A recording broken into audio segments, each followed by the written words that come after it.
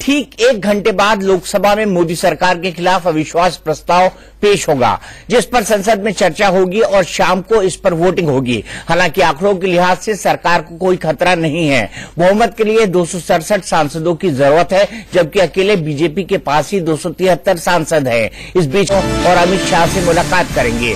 संसद भवन में पीएम के कमरे में ये मुलाकात होगी।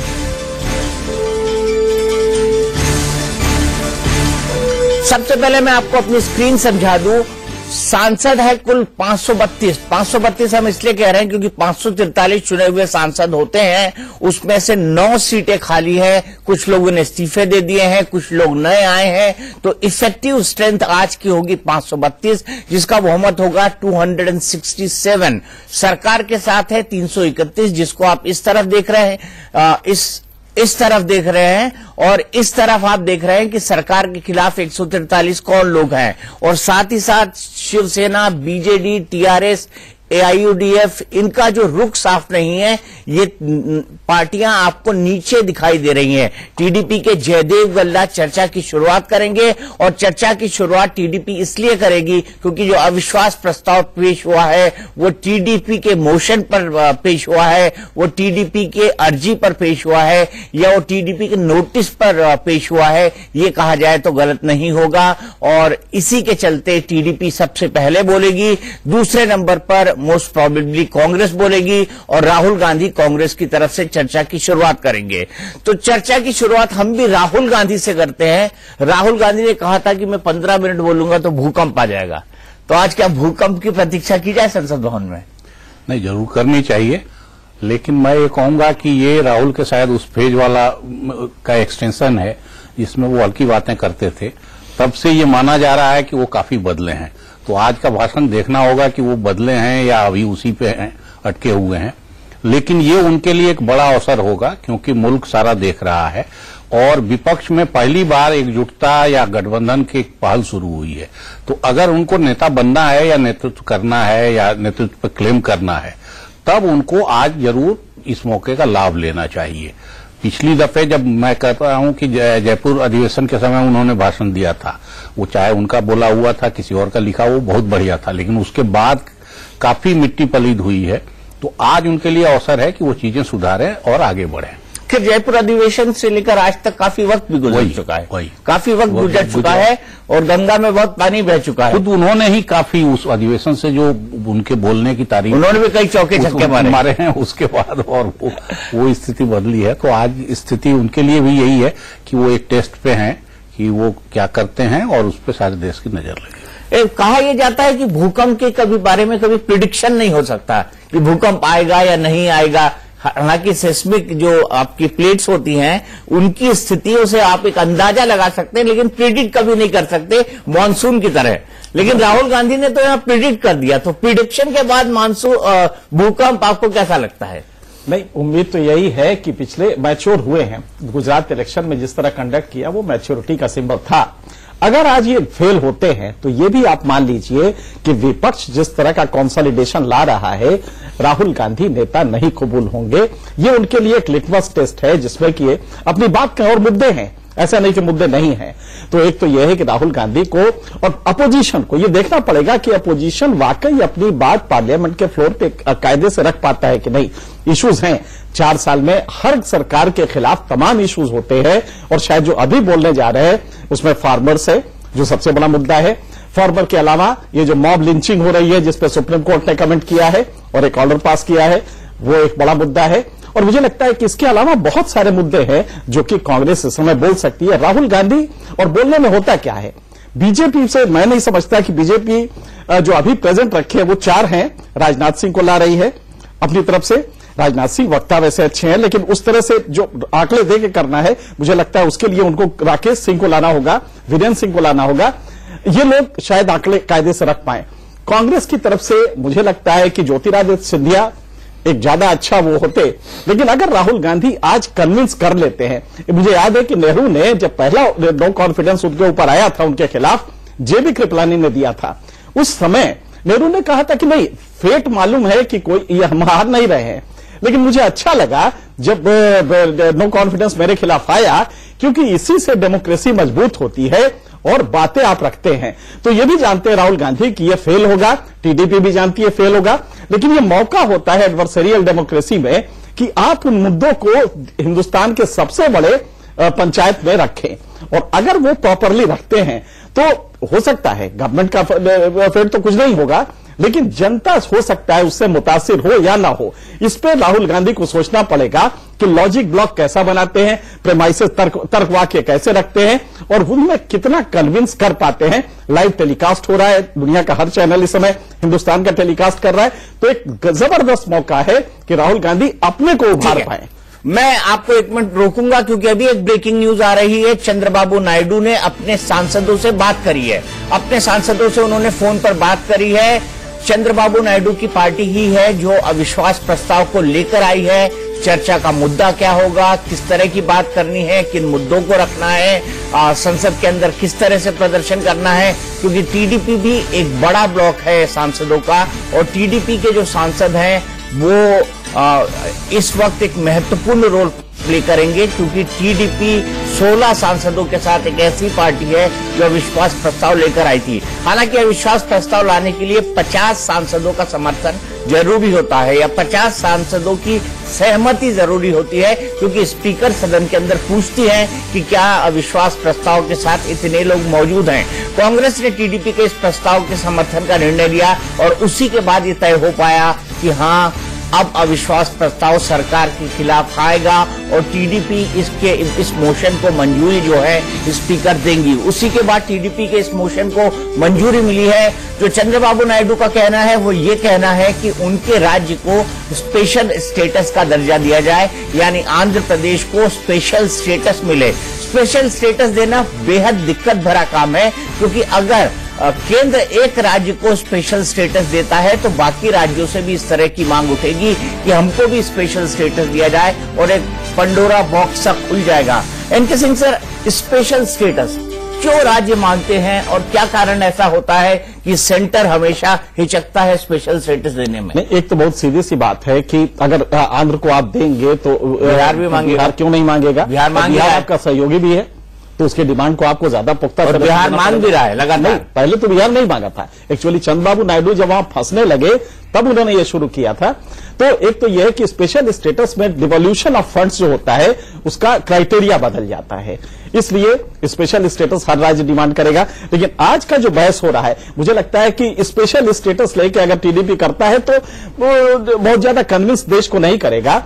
कांग्रेस कैसे करती है ये एक बड़ा मुद्दा होगा, और कांग्रेस की तरफ से जो राहुल गांधी अगर कर रहे हैं, और वो कर रहे हैं आपके मल्लिकार्जुन, तो मल्लिकार्जुन की हिंदी हम मानते हैं कि उतनी अच्छी नहीं है कि वो कन्विंस करे, लेकिन राहुल गांधी के लिए ये दिक्कत नहीं है। क्या वो वाकई मुद्दे ले पाएंगे? टोटल 5 घंटे 44 मिनट ये बहस होनी है। जाहिर है इसका मतलब 7 घंटे में बाकी समय प्रधानमंत्री का इंटरवेंशन, प्रधानमंत्री का रिप्लाई जो होगा वो होगा। और आप जानते हैं कि प्रधानमंत्री जब बोलते हैं तो एक लॉजिकल ब्लॉक बनता है, और उस ब्लॉक में प्रेमाइसेस होते हैं जो गुदगुदाते भी हैं, वार अटैक भी करते हैं। तो मेरे ख्याल से प्रधानमंत्री के मुकाबले, और जो 1-1.5 घंटा वो बोलेंगे, करीब 1.25 घंटा का टाइम बचता है, अगर मान लीजिए शोर शराबा हम रख भी दें कि आधा घंटा शोर शराबा में निकल जाएगा, तो पूरा 1 घंटा प्रधानमंत्री को रिप्लाई देने के लिए रहेगा, ये मैं देख पा रहा हूं। और विपक्ष को करीब 131 मिनट मिल रहे हैं, और सत्ता पक्ष को 213 मिनट। तो मेरे ख्याल से बीजेपी को टाइम ज्यादा मिला है, क्योंकि संख्या ज्यादा है। अब कितना कन्विंस कर पाती है अपोजिशन, आंकड़े हैं उनके पास, ऐसा नहीं। अगर उसको प्रेजेंट कर पाए तो हो सकता है कि थोड़ा बहुत कन्विंस कर पाए, और यही देखना है कि राहुल गांधी इसको प्रेजेंट कैसे कर रहे हैं। राहुल गांधी कैसे प्रेजेंट करते हैं उस पर हमारी नजर होगी, लेकिन संसद के अंदर इस वक्त क्या हलचल है जानने के लिए सीधे चलते हैं दो नेताओं के पास। शिवसेना का रुख क्या है, संजय राउत बता रहे हैं, और सरकार का रुख मुख्तार अब्बास नकवी। क्या कहेंगे? आज सुबह 11 बजे चर्चा शुरू होगी, 6 बजे तक वोटिंग होगा। दोनों तरह के लोग अपनी अपनी बात रखेंगे। उसमें शिवसेना की भूमिका क्या है, उस तरफ पूरा देश का ध्यान लगा है। लेकिन मैं आपको बताना चाहता हूं, शिवसेना भी उचित निर्णय लेगी, और लगभग 10:30-11 बजे शिवसेना पार्टी चीफ उस निर्णय के बारे में खुद सभी सांसदों को अवगत कराएंगे। कांग्रेस के पक्ष में न संसद का अंक गणित है और न सड़क का जनगणित है। अब जिस पार्टी के पक्ष में संसद का अंक गणित भी न हो और सड़क का जनगणित भी न हो, उसके बाद भी वो नो कॉन्फिडेंस मोशन ला रहे हैं, तो इसका आप अंदाजा लगा सकते हैं कि उसके पीछे उनकी सियासी मकसद और मंशा क्या है। अरविंद जी, अगर विपक्ष के स्टैंड को देखा जाए, 4 साल हो गए हैं, लाजमी सी बात है विश्वास प्रस्ताव लाना चाहिए, क्योंकि पार्लियामेंट्री डेमोक्रेसी के अंदर ये एक टूल होता है अपने ध्यान को खींचने का या पूरे देश के ध्यान को खींचने का कि किन मुद्दों पर देश वाकई में बहस चाहता है। क्या कुछ ऐसे मुद्दे स्थापित कर पाएगा विपक्ष कि हाँ, ये मुद्दे 2019 के दृश्य पटल पर या 2019 के चुनावी पटल पर रहेंगे हमारे सामने? देखिए, मुद्दों की कमी नहीं है विपक्ष के पास, और मुद्दे मुझे लगता है कि जितना मुल्क दे रहा है उससे ज्यादा खुद प्रधानमंत्री ने दिया है, क्योंकि पिछले चुनाव से अब तक वो जितने बातें बोल चुके हैं, जितने वायदे कर चुके हैं, जितने प्रोग्राम घोषित हुए हैं, हर दूसरे दिन हर एक से एक बड़ी योजनाएं आई हैं, तो उनका क्या नतीजा आया है। 4 साल टाइम हो गया, तो इसलिए वो एक रिव्यू का भी टाइम है। दूसरा ये है कि उन वायदों पे सरकार कहाँ खड़ी होती है, ये भी अपने आप में बहुत महत्वपूर्ण चीज है कि सरकार कहाँ। और जो तीसरी बात जो ज्यादा मुझे खतरा उसका लगता है वो ये है कि ये जो हुड़दंग शुरू हुआ है, जो कई दफे हिंदुत्व का नाम लेके, कई दफे राष्ट्रभक्ति का नाम लेके, कई बार मुसलमान विरोध सीधा खुलेआम, ये हुड़दंग वाला पॉइंट भी है अपनी जगह। लेकिन इसकी चाशनी निपटाई जरूर जाएगी सरकार की तरफ से, वही और उस चाशनी को कैसे उतारता है विपक्ष, ये सबसे बड़ी बात होगी। खतरा ये है कि बातें इस तीसरे के तरफ ही न चली जाएं। मुख्य रूप से चीजें जानी चाहिए, काले धन में क्या क्या हुआ, क्यों सरकार पिट रही है, क्यों यहीं पाकिस्तान में बगल में इतने फैसले हो गए। ये ट्रैप होगा, अगर ये बीजेपी लाए, अगर ये कांग्रेस लाती है या अपोजिशन लाता है, तो ट्रैप होगा जिसमें अपोजिशन फंस जाएगा। आप बहुत सही कह रहे हैं। तो उस तरफ ये खतरा यही है कि तीसरी ही तरफ सारी बातें न चली जाएं, और वो गई तो सिर्फ इस पार्लियामेंट का मामला नहीं है, फिर अगले चुनाव के लिए भी आपको डायरेक्शन यही दिखेगा। बिल्कुल, ये चुनाव इन मुद्दों पे नहीं खतरनाक है। और शशि थरूर, दिग्विजय सिंह, पी चिदम्बरम, ये जो नेता हैं, ये गाहे बगाहे ये आशीर्वाद बीजेपी को अपनी तरफ से देते रहते हैं। उनके आशीर्वाद पर भी हम बात करेंगे, लेकिन सबसे पहले हम चलते हैं रंजीत रंजन के पास। उनके साथ है हमारे सहयोगी रजत राकेश टंडन विजय चौक से।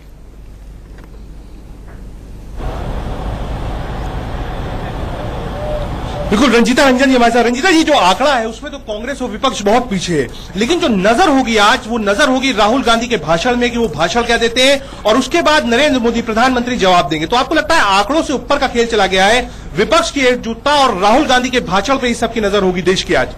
बिल्कुल गलत सोच रहे हैं। आज देश की नजर होगी जो 2014 में जो वादे करके आए, जो जुमले देकर आए, जो लोगों को गुमराह किया और लोगों को आशा जगाई थी। आज चैलेंज सबसे बड़ा प्रधानमंत्री के लिए मैं कहूंगी ये होगा, हम खुद सुनना चाहते हैं कि नौकरियां क्यों नहीं दी, इसका जवाब क्या है। महंगाई क्यों नहीं घटी, इसका जवाब क्या है। कश्मीर मुद्दा क्यों नहीं हल हुआ, इसका जवाब क्या है। बेटी को सुरक्षा नहीं दे पाए, इसका जवाब क्या है। आज पूरे देश में जिस तरह से नफरत फैली है, इसका जवाब क्या है। मुझे लगता है हर सेक्टर से, हर जनता से कि आप जीएसटी लगाए, नोटबंदी लगाई, उसका क्या फायदा हुआ, उसका क्या जवाब है। अविश्वास प्रस्ताव रंजीता जी जो आ रहा है, एक तो ये उपलब्धि है कि भाई चलिए कांग्रेस और विपक्ष ने टीडीपी का सपोर्ट किया, अविश्वास प्रस्ताव आ गया। 4 साल में मोदी सरकार पे पहला डेंट हम मान सकते हैं कि अविश्वास प्रस्ताव के रूप में है, और ये एक वो अग्नि परीक्षा है जो नरेंद्र मोदी पार भी कर पाएंगे। क्या आपको कोई शंका है कि अविश्वास प्रस्ताव का जो कांटा है, जो मीटर है, वो बीजेपी से छलक के विपक्ष की ओर जा सकता है? कुछ ऐसी पॉसिबिलिटी है? मुझे तो नहीं लगती है। देखिए, अगर आज नहीं पॉसिबिलिटी है तो 6 महीने के बाद होने वाली है। असली चैलेंज है कि आज अगर जनता को, आवाम को और विपक्ष को सेटिस्फाइड नहीं कर पाए कि आखिर ये नाकामियां सिर्फ नाकामियां थी, फेलियर था, या आपके जुमलेबाजी थी और लोगों को गुमराह किया। अगर आप आज लोगों का विश्वास नहीं जीत पाए तो आज अविश्वास में पद में आपका भाषण 2019 का आपकी जो सत्ता विहीन करना है वो लिख कर जाएगा, मैं ये कहूंगा। क्या विपक्ष एकजुट है लोकसभा में? कोई नई पार्टीज है जो गैर कांग्रेसी, गैर भाजपाई दल से संबंधित हो, वो आपसे जुड़ी है? कुछ आंकड़ा बढ़ेगा आज विपक्ष का लोकसभा के अंदर? देखिए, जो भी नियत और नीति जिनकी देश के साथ है, और जितने भी लोग आज जनता जिस तरह से त्राहिमाम है, और पूरे विपक्ष ने अविश्वास प्रस्ताव इसलिए लगाया क्योंकि लोकतंत्र में जितनी तानाशाही इस सदन के अंदर सत्ता पक्ष ने की, हमें चाहे राफेल का घोटाला हो, नीरव मोदी का घोटाला हो, पीएनबी घोटाला हो, महंगाई की बातें हो, कोई भी बहस करने नहीं दी जा रही थी। आज पूरा विपक्ष एक है और मुझे लगता है कि वोटिंग में भी तो मुझे लगता है कि कई जो बीजेपी के सांसद हैं वो भी बीजेपी के विरुद्ध वोटिंग करेंगे। राहुल गांधी से क्या उम्मीद है? अध्यक्ष हैं कांग्रेस पार्टी के, लीड करेंगे इस पूरे नो कॉन्फिडेंस मोशन को, पार्टी को पार्लियामेंट के अंदर। जो सांसद हैं, जो नेता हैं, राहुल गांधी से आज क्या उम्मीद करते हैं? क्या कुछ राहुल गांधी बोले आज? और राहुल गांधी भूकंप ला पाएंगे क्या? रजत, एक सवाल मेरी तरफ से सप्लीमेंट्री की, राहुल गांधी क्या भूकंप ला पाएंगे? क्या लगता है रंजीत रंजन को? महिला को सुरक्षा नहीं है, जो मुद्दे हैं वो राहुल गांधी जी रखेंगे कि भैया ये चीजें देश में हो रही हैं, इसका जवाब दीजिए। मुझे लगता है राहुल गांधी जी ने तो आज प्रश्न करना है, असली चैनल मोदी साहब का है कि वो जवाब क्या देते हैं। वो स्टूडियो से एक सवाल आ रहा है, दीपक जी सवाल पूछ रहे हैं। दीपक जी कह रहे हैं कि इस समय जो इस समय सबसे ज्यादा चर्चित चीज चल रही है, कल रात से और अब तक सबसे ज्यादा चल रहा है, जिस बात की चर्चा है सोशल मीडिया में चल रही है कि क्या कांग्रेस अध्यक्ष राहुल गांधी अपने भाषण के बाद भूकंप ला पाएंगे? इसी बात की सबसे ज्यादा चर्चा है। तो किस प्रकार का भूकंप होगा? क्या मुद्दे राहुल गांधी उठाएंगे? क्या ये माना जाए कि जब राहुल गांधी का भाषण खत्म होगा तो सरकार के लिए किसी भूकंप से कम नहीं होगा? देखिए, ये भूकंप तो 2019 में आएगा और अफसोस है कि चैनल के द्वारा ये आपकी गलती नहीं है। मोदी साहब और बीजेपी लोगों को गुमराह रखना चाहती है। राहुल जी ने ये बात कही थी कि 10 मिनट बोलूंगा तो भूकंप आ जाएगा। गुमराह करना चाहती है निश्चित तौर से। अगर एक बच्ची का रेप 20-20 लोग मिलके कर रहे हैं तो ये भूकंप से कम नहीं है। एक महिला को सुरक्षा नहीं दे पा रहे हैं तो ये भूकंप से कम नहीं है। एक इंजीनियर डॉक्टर को अगर आप पकौड़े बेचने के लिए कह रहे हैं तो ये बेशर्मी की हद को अगर आप भूकंप भी कह दें तो ये कम नहीं है। सवाल ये नहीं है कि राहुल गांधी जी भाषण क्या देंगे, ये कोई कंपटीशन नहीं है कि राहुल गांधी कैसा बोलेंगे, मोदी जी कैसा बोलेंगे। अगर इस अविश्वास मत के बाद भी बीजेपी और मोदी साहब सिर्फ राहुल गांधी जी पे तंज कसते हैं तो मैं कहूंगी कि राहुल गांधी जी के पीछे वो अपना मुंह छिपा के भाग गए, लोगों की बातों का जवाब नहीं दिया। सभी मुद्दों पर आज चर्चा होगी जो देश की, चाहे लिंचिंग हो, चाहे पोलराइजेशन हो, कश्मीर का इशू हो, रोजगार का इशू हो, महिला सुरक्षा को, सभी चीजों पर चर्चा होगी। तो माना जाए कि जो 38 मिनट कांग्रेस के हैं और जो बीजेपी की टाइमिंग है, इसी भाषण पे आज के बाद राजनीति चलेगी 2019 तक। मानते हैं कि इंपॉर्टेंट डे है कांग्रेस के लिए भी है? देखिए, ये इस मामले में जरूर महत्वपूर्ण है कि 38 मिनट बहुत कम उन्होंने टाइम दिया, लेकिन हम लोग की पूरी कोशिश होगी कि जितनी इनकी नाकामियां हैं उनको हम गिना सके, उनको दर्शा सके। अब ये चैलेंज आप 3.5 घंटे में करें या 1 घंटे में करें, ये आपको बताना है कि जो आपने किया वो कहां तक सही था, कहां तक नाकामयाब था। और अगर अभी आपको उम्मीद है तो 6 महीने में क्या आप 5 करोड़ की नौकरियां लगा देंगे? जी दीपक जी, आप कुछ कह रहे थे मुझसे। रजत, मैं ये कह रहा था कि वक्त हमारे पास कम है। मुझे लगता है कि रंजीत को भी अब हाउस के अंदर जाना चाहिए और जाने का वक्त भी हो चुका है और हम भी बेसब्री से इंतजार कर रहे हैं कि 11 बजे का वक्त कब हो और गल्ला साहब जो कि टीडीपी के एमपी हैं वो कब भाषण की शुरुआत करें। और उसके बाद जो पूरी की पूरी संभावना है राहुल गांधी भाषण दे सकते हैं, क्योंकि दूसरे नंबर पर कांग्रेस पार्टी का भी भाषण हो सकता है या सत्ता पक्ष का भी एक भाषण हो सकता है टीडीपी की बात की जवाब में। लेकिन फिलहाल हम सुनते हैं कि भूकंप पर मुख्तार अब्बास नकवी ने क्या चुटकी ली है और उसी के साथ हम चले जाएंगे एक छोटे से ब्रेक पर। देखते हैं कि राहुल गांधी जी के बयान से तूफान आता है देश में या कांग्रेस में, संसद में या कांग्रेस के अंदर, ये तो देश देख लेगा।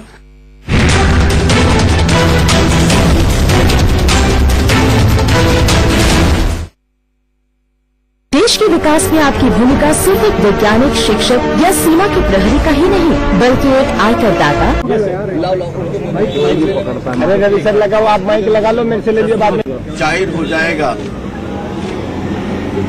नरेंद्र मोदी नेतृत्व वाली एनडीए को पुरजोर समर्थन है